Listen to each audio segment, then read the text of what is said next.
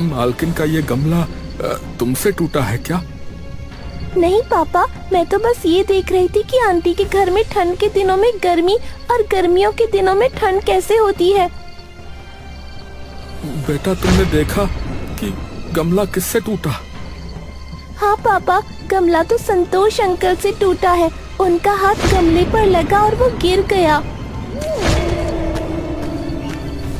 मधु, क्या तुम्हारे यहाँ मेहमानों की इसी तरह से इज्जत की जाती है?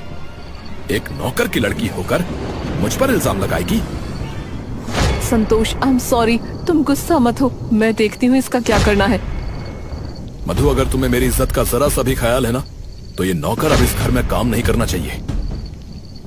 पर मैं इस तरह नारायण को कैसे निकाल सकती हूँ संतोष? ठीक है, तो फिर ये आखिरी दिन है जो मैं तुम्हारे घर आया हूँ। इसके बाद मैं कभी तुम्हारे घर नहीं आऊंगा। मधु को संतोष की इज्जत रखने के लिए नारायण को घर से मजबूरन निकालना ही पड़ा। उधर संतोष का काम आसानी से हो गया था। सुनिए, आप भी बड़े लोगों से बहस क्यों करने गए? क्या हो जाता अगर आप बच्ची को थोड़ा सा डांट ही देते तो?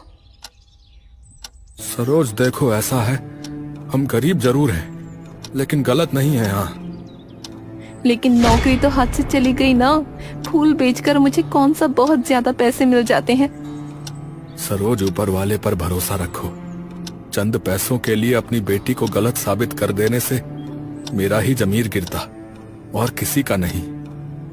ठीक है, मैं समझ गई, पर एक बार मेरे कहने से आप मालकिन से माफी मांगकर काम फिर से शुरू कर दो। देखो सरोज, मैं वादा तो नहीं करता, पर तुम्हारे कहने से एक बार जाकर मालकिन से दोबारा काम जरूर मांगूंगा। नारायण अपनी मालकिन मधु के घर जाता है। उसके बहुत कहने के बाद भी मधु उसे काम पर नहीं रखती। सर्दियां दिन प्रतिदिन बढ़ती ही चली जा रही थीं। जिस तरह से सर्दी बढ़ रही है, क्या आप ऐसे मजदूर वाला काम कर सकेंगे?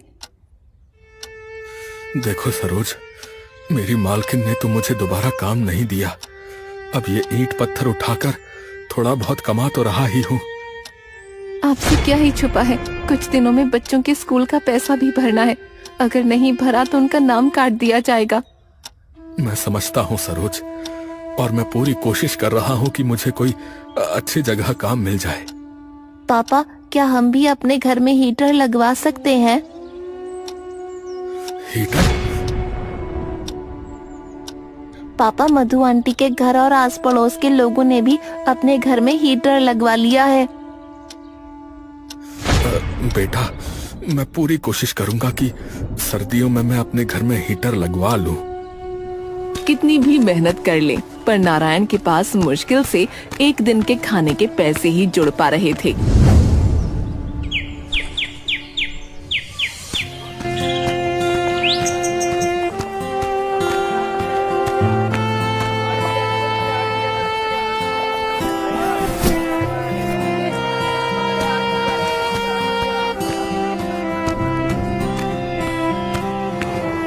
हे भगवान, अब तो खाना बनाने के लिए आटा भी नहीं है। अब मैं आटा कहाँ से लाऊं? मेरे पास तो अब और पैसे भी नहीं हैं। क्या हुआ? आप इस तरह से परेशान क्यों हैं?